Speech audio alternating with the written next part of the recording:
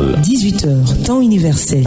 Bonsoir à tous, merci de nous rejoindre dans ce journal à la une. La commission électorale indépendante a procédé le lundi 17 mars 2025 à la remise officielle de la liste électorale provisoire sur support numérique aux différents partis politiques. Et puis un mot de religion dans ce journal, mois de piété et de générosité, le Ramadan est également le mois où le Coran fut révélé aux prophètes de l'islam.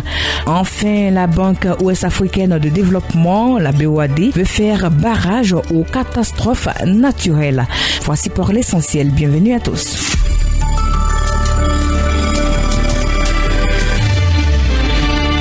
Journal avec Marie-Laure Kadionyomia. Lundi 17 mars dernier, la commission électorale indépendante a procédé à la remise officielle de la liste électorale provisoire sur support numérique aux différents partis politiques.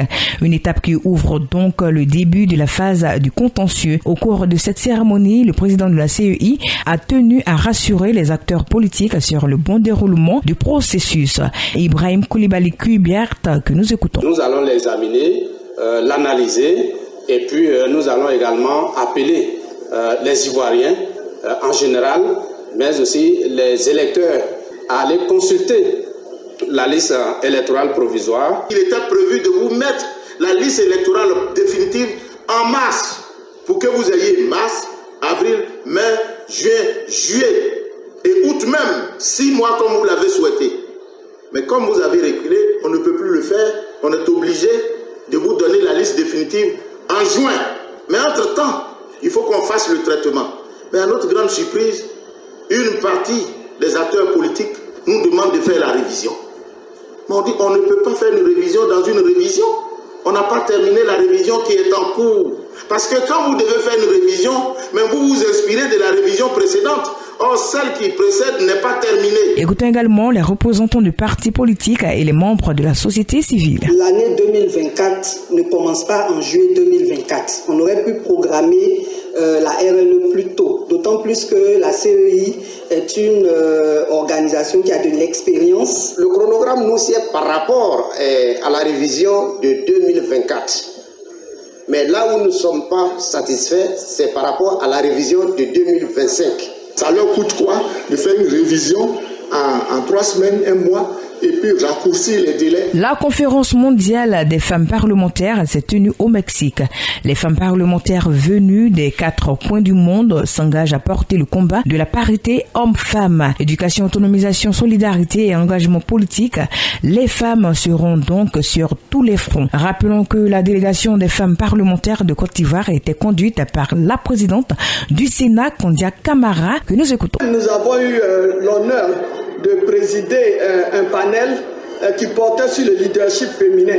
Il y a eu des partages d'expériences, mais surtout, l'engagement a été pris par toutes les femmes parlementaires que dans une action de solidarité, nous allons nous donner la main et faire en sorte que la parité soit vécue partout. Rappelons que c'est à l'initiative de l'Union interparlementaire et le Sénat mexicain que les femmes parlementaires du monde entier se sont retrouvées 4 jours durant à Mexico, la capitale du Mexique. Le mois de la piété et mois de générosité, le Ramadan est également le mois où le Coran fut révélé aux prophètes de l'islam.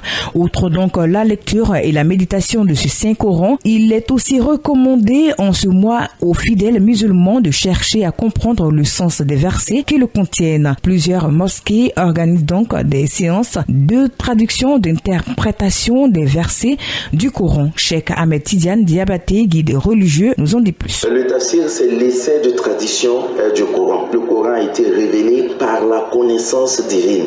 Et la connaissance divine, personne ne peut la cerner. La moralité du prophète fut le Coran.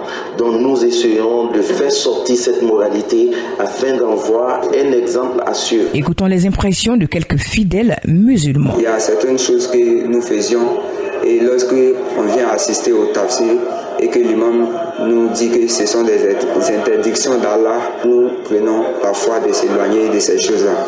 Quand on écoute, ça donne la foi et ça nous permet de savoir marcher dans Ici-bas, au pays, comporter, savoir parler aussi. Nous restons connectés au Coran et nous essayons aussi de revivifier la lumière du Coran dans les cœurs du fidèle. Et au sortir du mois de Ramadan, ils doivent sortir avec un résultat qui est le résultat de la piété, qui fait de l'homme un exemple dans la société, une personne modèle aussi dans sa vie de tous les jours. Vous venez d'entendre quelques fidèles musulmans. Dans l'actualité internationale au Niger, les droits humains et l'espace civique sont sous pression depuis le coup d'État du 26 juin dernier, conclut Amnesty International qui publie un rapport sur la situation dans le pays depuis le renversement du président Mohamed Bazoum et l'arrivée au pouvoir des militaires. L'organisation estime que les nouvelles autorités nigériennes n'ont pas tenu leurs engagements après le coup d'État. Enfin, la BOAD veut faire barrage aux catastrophes naturelles. La Banque ouest-africaine de développement vient de mettre en place des prêts adaptés aux phénomènes naturels,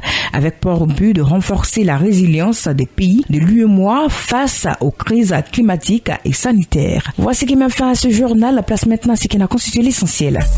Le lundi 17 mars 2025, la Commission électorale indépendante a procédé à la remise officielle de la liste électorale provisoire sur support numérique aux différents partis politiques. Et puis le mois de piété et de générosité, le Ramadan est également le mois où le Coran fut révélé aux prophètes de l'islam. Enfin, la BOAD, la Banque ouest-africaine de développement, veut faire barrage aux catastrophes naturelles. C'est la fin de ce journal. Merci de l'avoir suivi. Bonne suite des programmes sur Zenith FM.